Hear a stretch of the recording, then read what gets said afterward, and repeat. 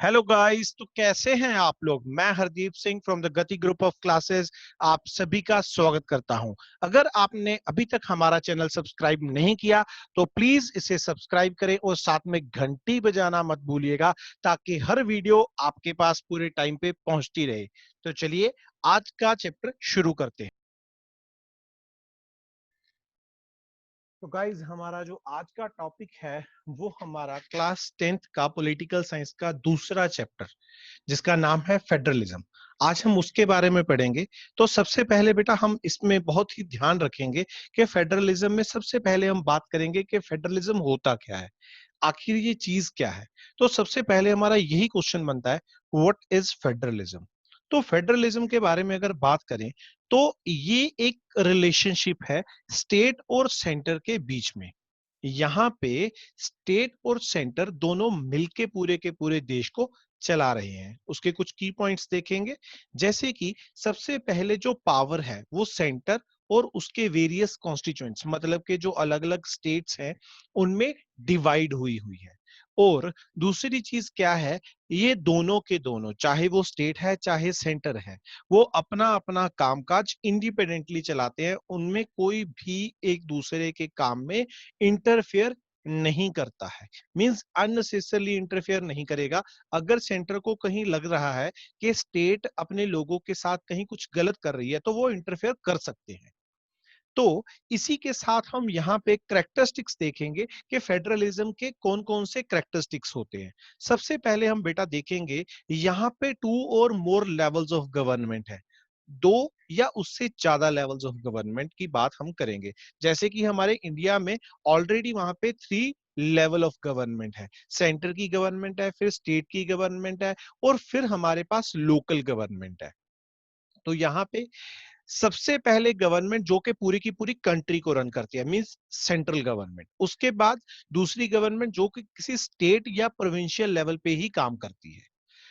उसके बाद हम देखते हैं कि सेंट्रल गवर्नमेंट जो है वो रिस्पॉन्सिबल सिर्फ और सिर्फ कुछ सब्जेक्ट्स के लिए जो कि कॉमन नेशनल इंटरेस्ट के सब्जेक्ट है, जिसपे किसी एक के ऊपर नहीं बल्कि पूरे के पूरे कंट्री के ऊपर उस डिसीजन का इफेक्ट पड़ता है। तो उसके लिए सेंट्रल गवर्नमेंट जो है वो रिस्पॉन्सिबल है। और स्टेट और प्रोविंशियल गवर्नमेंट वो सिर्फ अपने कामकाज के लिए अपनी स्टेट के लिए ही रिस्पॉन्सिबल होंगे। दोनों के दोनों लेवल्स ऑफ गवर्नमेंट जो है वो अपनी पावर इंडिपेंडेंट बिल्कुल फ्रीली इंजॉय करते हैं। कोई भी एक दूसरे के काम में दखल अंदाजी नहीं करता। इसके अलावा बेटा हम यहाँ पे देखेंगे कि कई जगह पे 2 से ज्यादा लेवल की गवर्नमेंट्स भी हैं। जैसे कि हमने इंडिया की बात की थी कि वहां पे जो लोकल लेवल की गवर्नमेंट है उसको बाद में ऐड किया गया था। तो बेटा यहाँ पे एक और चीज देखेंगे कि सुपरमेसी ऑफ जुडिशरी। मींस जो जुडिशरी है वो सुप्रीम है। मतलब कि वो लेजिस्लेचर के किए गए काम को या एग्जीक्यूटिव के किए गए काम को भी खत्म कर सकती है, उनके बनाए हुए कानून को भी खत्म कर सकती है। ठीक है ना। तो इसलिए सबसे पहला इसका काम है प्रोटेक्टिंग द कॉन्स्टिट्यूशन, कि कोई भी बंदा चाहे कोई प्रेसिडेंट है चाहे प्राइम मिनिस्टर है चाहे कोई आम इंसान है, सभी के सभी अकॉर्डिंग टू कॉन्स्टिट्यूशन ही काम करेंगे। कॉन्स्टिट्यूशन के बाहर जाके वो काम नहीं कर सकते। दूसरा, इंटरप्रिटेशन ऑफ द कॉन्स्टिट्यूशन। जो हमारा कॉन्स्टिट्यूशन है उसकी सही तरीके से डेफिनेशन बताना या उसको इंटरप्रेट करना कि वो क्या कहता है, वो भी काम जुडिशरी का ही है। तीसरा जो काम है वो है deciding disputes between the centre and state, के जो सेंटर और स्टेट इन दोनों के बीच में डिस्प्यूट्स को सॉल्व करना है। क्योंकि बेटा ये बात ध्यान में रखना, जब सेंटर और स्टेट के बीच में कोई भी डिस्प्यूट होता है तो उसको सॉल्व सुप्रीम कोर्ट करती है। इस चीज का हम ख्याल रखेंगे, कोई भी हाई कोर्ट नहीं कर सकती। ठीक है। उसके बाद बेटा हम देखेंगे सेपरेट ज्यूरिसडिक्शन। हर एक लेवल के पास अपना अपना ज्यूरिसडिक्शन होता है। जैसे कि कुछ सब्जेक्ट्स जो हैं वो गवर्न किए जा सकते हैं बाय ईच टायर, बट उनका अपना अपना ज्यूरिसडिक्शन है। जैसे कि लेजिस्लेशन, क्योंकि लेजिस्लेशन में क्या है, कानून बनाया जाता है। जो सेंटर की सरकार है वो सारे के सारे देश के लिए, पंजाब की सरकार सिर्फ पंजाब के लिए, हिमाचल की सिर्फ हिमाचल के लिए, असम की सिर्फ असम के लिए कुछ रूल्स बना सकते हैं। इसके अलावा यहाँ पे टैक्स की भी बात करते हैं, एडमिनिस्ट्रेशन की बात करते हैं, वो भी इनका डिफरेंट डिफरेंट होता है।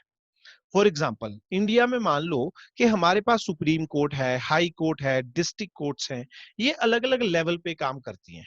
ये तो नहीं है कि हम डायरेक्ट सुप्रीम कोर्ट के पास जाते हैं, नहीं नहीं, हम पहले डिस्ट्रिक्ट कोर्ट के पास जाते हैं, अगर फैसला पसंद नहीं आया तो हाई कोर्ट के पास, अगर उनका नहीं पसंद आया तो सुप्रीम कोर्ट के पास। तो इस तरीके से डिफरेंट डिफरेंट लेवल पे जाके काम करते हैं। यहाँ पे स्पेसिफिकेशन ऑफ द ज्यूरिसडिक्शन है, क्योंकि हमारे कॉन्स्टिट्यूशन में जितने भी लेवल्स और टायर्स ऑफ गवर्नमेंट हैं, कॉन्स्टिट्यूशन में उनकी जो पावर्स हैं या स्पेसिफिकेशन है उनको बताया गया है, लिखा गया है। Existence and authority of each tyre of government जो है उसको कॉन्स्टिट्यूशनली सेफ गार्ड भी किया गया है, मतलब के उनको जो पावर्स मिली हैं वो पावर्स उनसे कोई छीन नहीं सकता, या वो अपनी पावर्स को सही तरीके से इस्तेमाल करेंगे तो उसको कॉन्स्टिट्यूशनली सेफ गार्ड किया जाएगा। इसके अलावा बेटा हमारा जो कॉन्स्टिट्यूशन है वो बहुत ही रिजिड कॉन्स्टिट्यूशन है, नहीं नहीं साथ में फ्लेक्सिबल भी है भाई।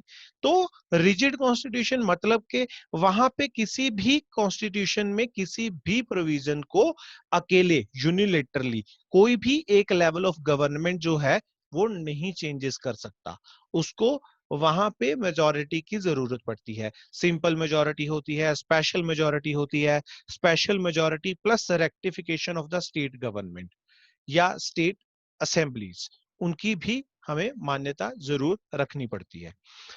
अगली बात, such changes require consent of both the levels of government.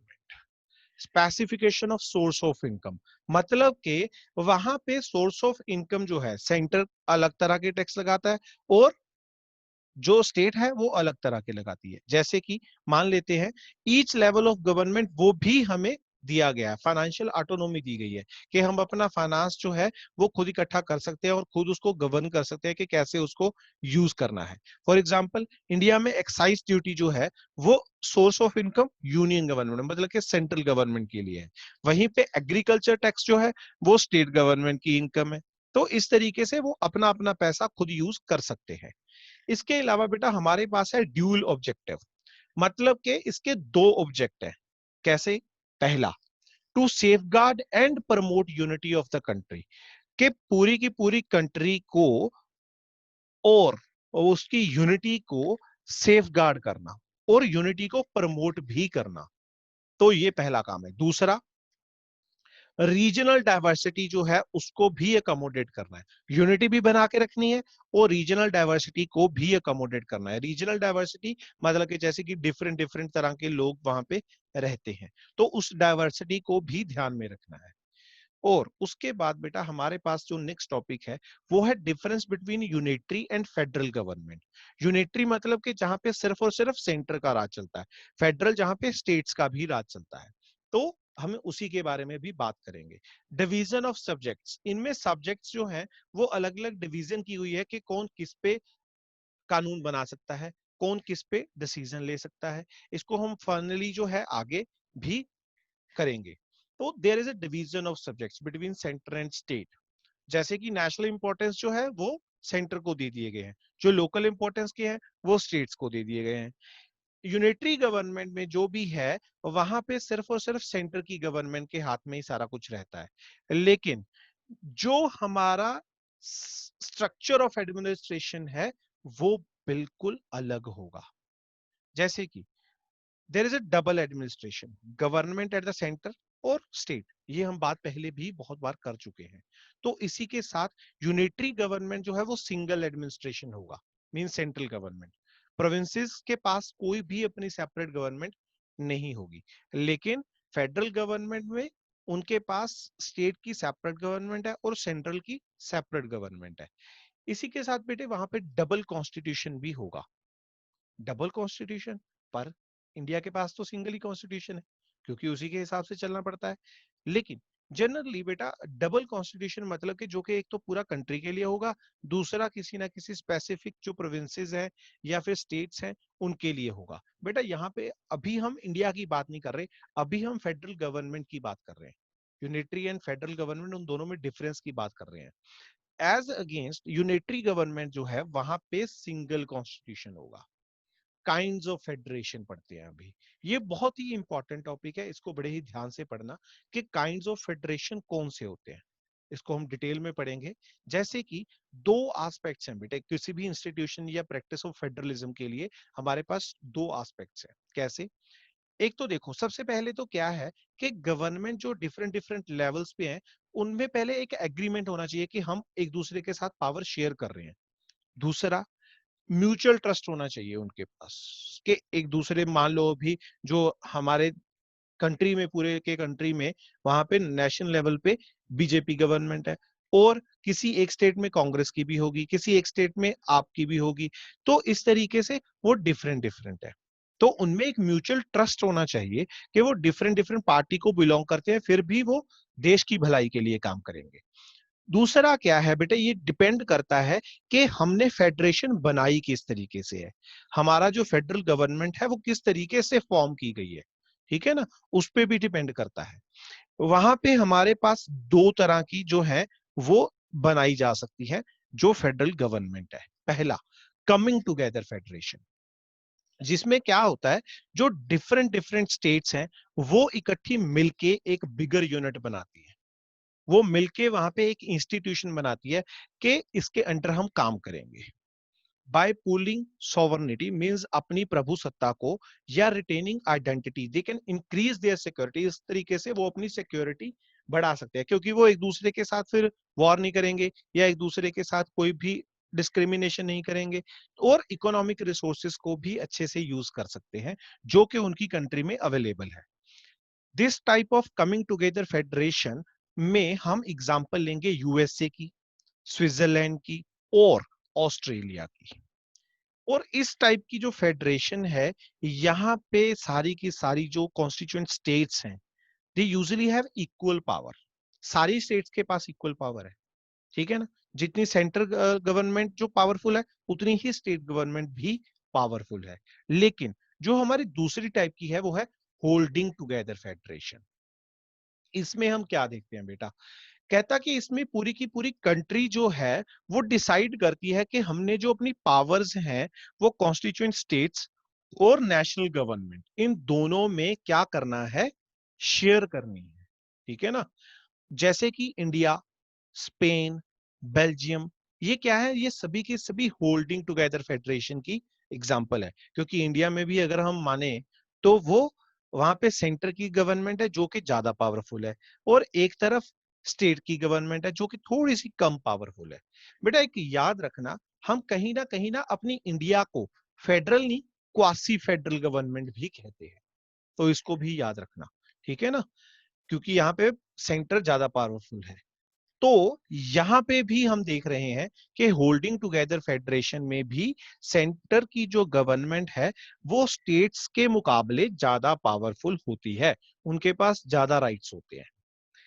हमने देखा कि कुछ कॉन्स्टिट्यूएंट यूनिट्स जो होते हैं फेडरेशन में, उनके पास भी पावर्स इक्वल नहीं होती। जैसे मान लो, ये नहीं है ना कि पंजाब, हिमाचल, जम्मू एंड कश्मीर, असम, इन सभी के पास इक्वल पावर होंगी, नहीं, इनके पास भी डिफरेंट डिफरेंट पावर्स होती हैं, है ना, अनइक्वल पावर्स होती हैं। सम यूनिट्स के पास स्पेशल पावर्स भी होती हैं, अभी इनकी एग्जांपल भी हम लोग करेंगे।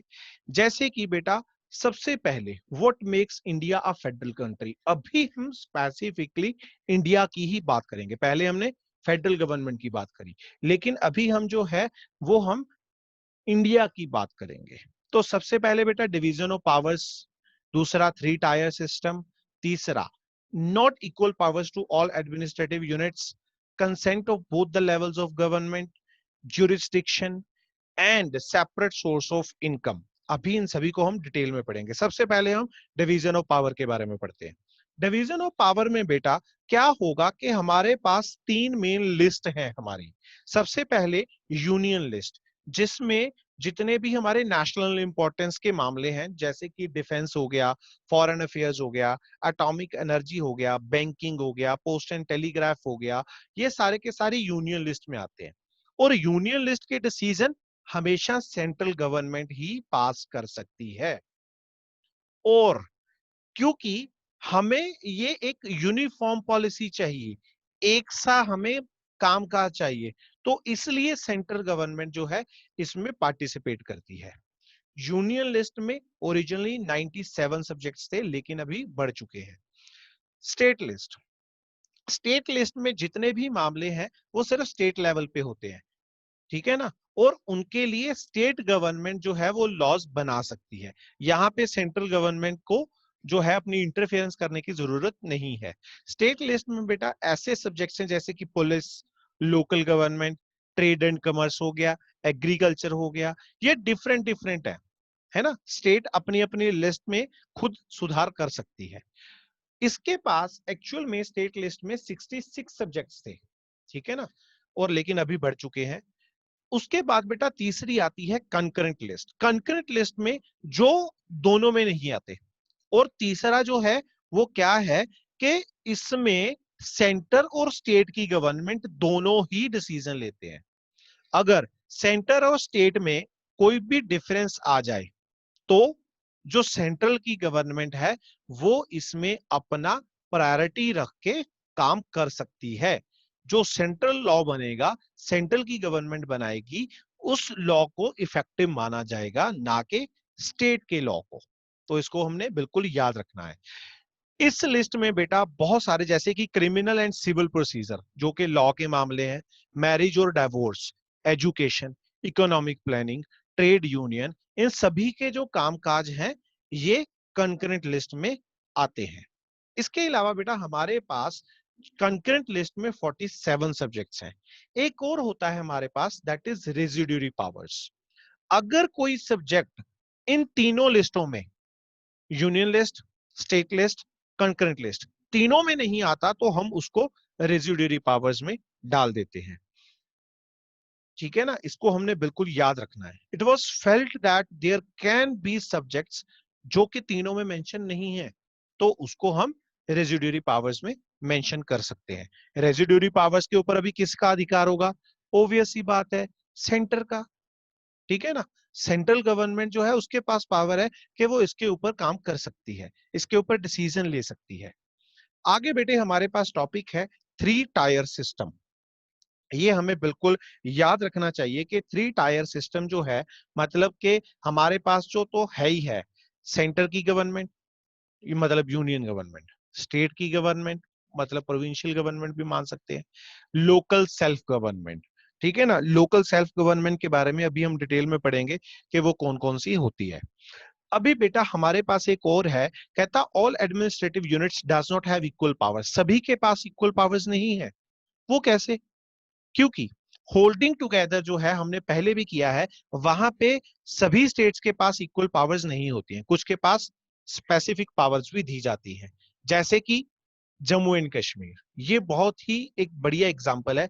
जम्मू एंड कश्मीर जिनके पास अपना कॉन्स्टिट्यूशन है, हमारे कॉन्स्टिट्यूशन की बहुत सारी चीजें या लॉ की बहुत सारी प्रोविजंस वहां पे एप्लीकेबल नहीं हो सकती जब तक हम स्टेट की परमिशन नहीं लेते, उनकी स्टेट की असेंबली की परमिशन नहीं लेते। तो अब तो बहुत कुछ चेंज हो चुका है, क्योंकि जो मोदी गवर्नमेंट है वहां पे उन्होंने चेंजेस लेके आए हैं कि अभी वहां पे भी हमारे जैसे ही सेम जो लॉज हैं वो इक्वल लॉज ही वहां पे लगाए जाएंगे। Indians, those are not permanent resident of Jammu and Kashmir. They can buy land or house over there in Jammu and Kashmir. But we people, those are living in the other states, they cannot buy the lands over there. वो लोग वहां पे land जो है वो नहीं खरीद सकते। उनको जो लैंड है वहीं पे खरीदनी पड़ेगी जहां पे हम रहते हैं, या फिर किसी और स्टेट में भी ले सकते हैं, लेकिन जम्मू एंड कश्मीर में नहीं ले सकते।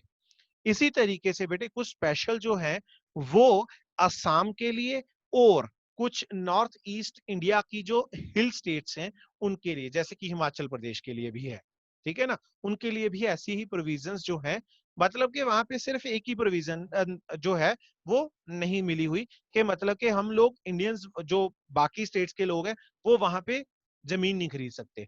बाकी उनका अपना कॉन्स्टिट्यूशन नहीं है, ऐसा कुछ नहीं है। वहां पे हमारे ही जो कॉन्स्टिट्यूशन है उसी तरीके से लगते हैं, तो उसमें कोई चेंजेस नहीं है। तो अभी बेटा यहाँ पे क्या है कि कुछ ऐसे यूनिट्स भी हैं जो कि बहुत कम पावर्स मिली हुई हैं जिनको, जैसे कि मान लो बेटा जितनी भी हमारी यूनियन टेरिटरीज है ना, जितनी भी यूनियन टेरिटरीज हैं, क्योंकि ना तो उनको किसी स्टेट में मर्ज किया जा सकता है, ना ही उनको कोई इंडिपेंडेंट स्टेट बनाया जा सकता है। जैसे कि चंडीगढ़ लक्षद्वीप, दिल्ली, है ना, तो इन सभी को हम यूनियन टेरिटरी मानते हैं और ये सभी भी सेंटर के अंडर आती है और इनकी जो चीजें हैं और इनके जो डिसीजन है वो भी सेंटर की गवर्नमेंट ही लेती है। ठीक है ना, इसको भी हमने याद रखना है, इसमें कोई भी स्टेट इंटरफेयर नहीं कर सकती। एक और बात, consent of both the levels of government, हमने पहले ही बात की थी बेटा, उनमें म्यूचुअल ट्रस्ट होना चाहिए और एग्रीमेंट टू लिव टुगेदर होना चाहिए। ठीक है ना, हमने ये बात भी बिल्कुल याद रखनी है। अंडर अ फेडरल गवर्नमेंट उनमें किसी भी तरीके का कॉन्स्टिट्यूशन में अगर चेंज करना है तो सेंट्रल गवर्नमेंट या स्टेट गवर्नमेंट यूनिलेटरली अकेले नहीं कर सकती, उनको वहां पे किसी ना किसी की जरूरत जरूर होगी, मतलब कि दोनों की दोनों जो गवर्नमेंट है उनकी कंसेंट चाहिए। तो बेटा हमें यहाँ पे ये भी याद रखना चाहिए कि कोई भी लेजिस्लेचर में कानून पास करने के लिए वहां पे हमें कुछ मेजोरिटी चाहिए होती है, जैसे कि सिंपल मेजोरिटी मतलब 1/3, स्पेशल मेजोरिटी मींस 2/3, इसके अलावा special majority plus rectification of the states assembly वो भी हमें जरूरत होती है। तो हमें इस चीज को भी बिल्कुल याद रखना है कि पार्लियामेंट अपने आप चेंजेस नहीं कर सकती, तो क्योंकि उनको दोनों के दोनों हाउसेस चाहे लोकसभा और राज्यसभा दोनों के दोनों हाउसेस में एटलीस्ट 2/3 मेजोरिटी तो चाहिए ही चाहिए और ratified by the legislature of the at least half of the total states, उनकी रेक्टिफिकेशन भी हमें यहाँ पे जरूर चाहिए। तो बेटा अगला टॉपिक हमारे पास एक और है, jurisdiction and separate source of income. तो ज्यूरिसडिक्शन की बात करते हैं, जैसे कि फेडरल गवर्नमेंट में जुडिशरी का बहुत इंपॉर्टेंट रोल होता है क्योंकि वो सारे के सारे प्रोसीजर को कॉन्स्टिट्यूशनली चेक करती है कि वहां पे कोई भी विदाउट कॉन्स्टिट्यूशन या कॉन्स्टिट्यूशन के अगेंस्ट या उससे बाहर जाके काम ना करे।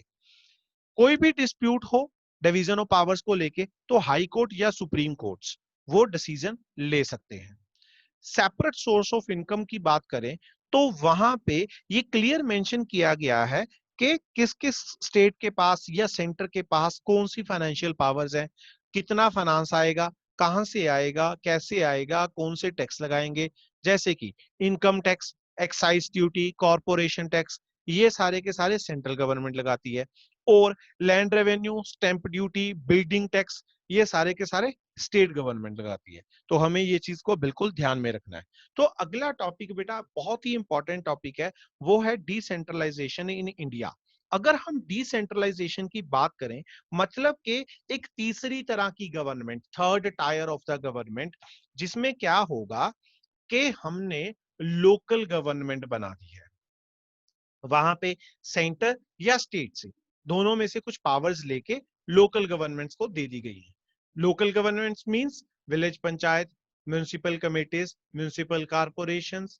ठीक है ना, अभी हम मान सकते हैं कि गांव में विलेज पंचायत होती है, म्यूनिसिपल कमिटीज या म्यूनिसिपल कॉरपोरेशन डिस्ट्रिक्ट में होती हैं, शहरों में होती हैं, अर्बनाइजेशन में होती है। ठीक है ना, तो इसको भी हमें याद रखना है। एडवांटेजेस क्या है बेटा, इसके कुछ एडवांटेजेस भी तो होते होंगे ना, तभी तो इन्होंने ऐसा चेंजेस किए हैं। सबसे पहले बेटा लोकल्स है बेटर नॉलेज, क्योंकि अभी कोई भी सेंट्रल लेवल की गवर्नमेंट लोगों के घर घर में जाके या लोगों के वार्ड्स में जाके वहां पे ये नहीं पता कर सकती कि उनको क्या प्रॉब्लम है, क्योंकि हर एक के इलाके के हिसाब से अपनी अपनी प्रॉब्लम है। तो लार्ज नंबर ऑफ प्रॉब्लम्स जो एंड इश्यूज जो हैं वो लोकल लेवल की गवर्नमेंट अच्छे से सॉल्व कर सकती है।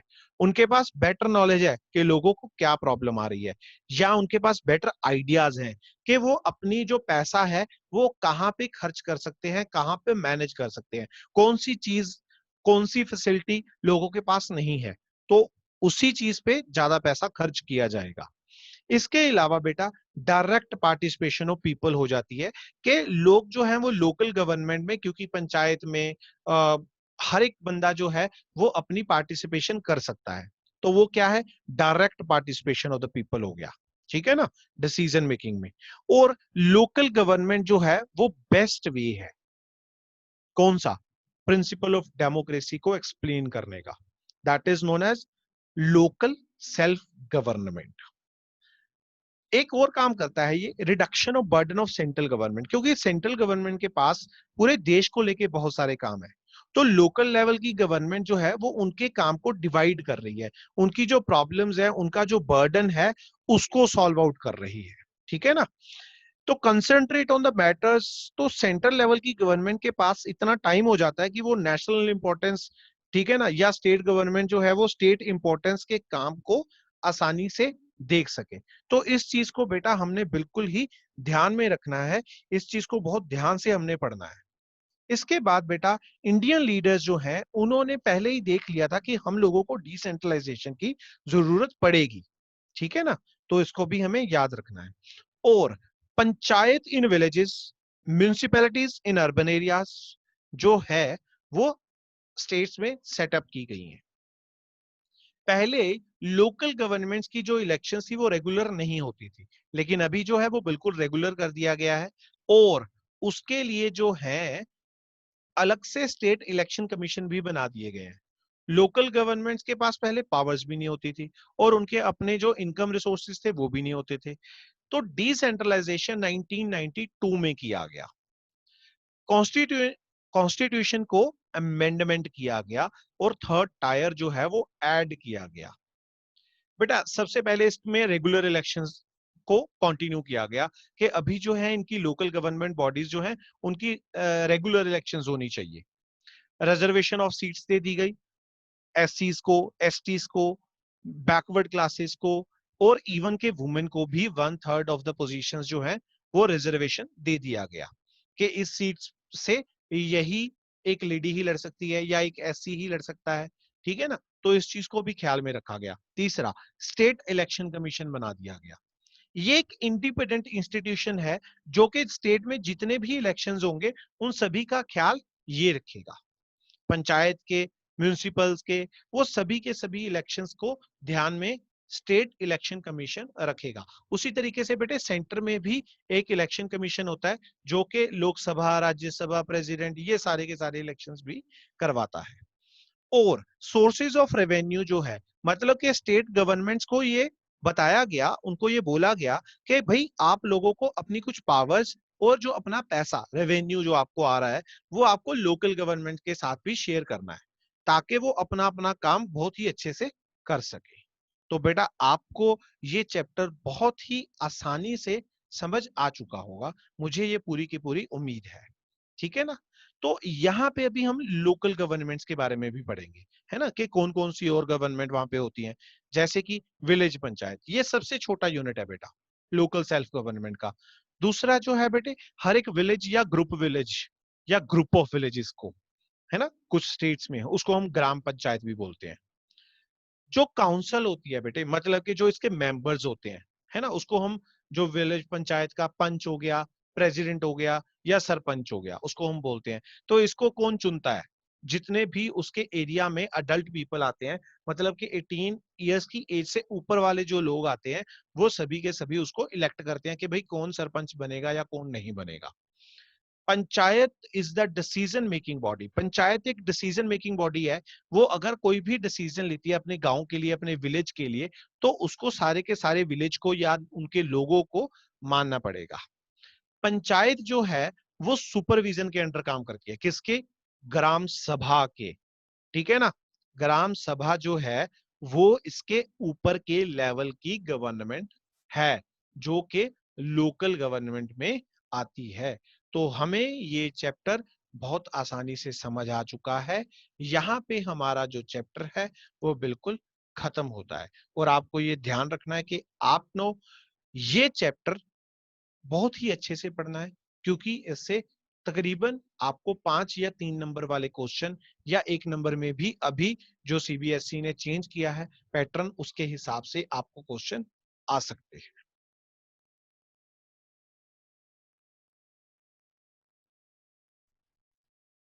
गाइज अगर आपको ये वीडियो पसंद आई हो तो प्लीज इसे लाइक करें, शेयर करें, कमेंट करें, और प्लीज चैनल को सब्सक्राइब करना न भूलिएगा।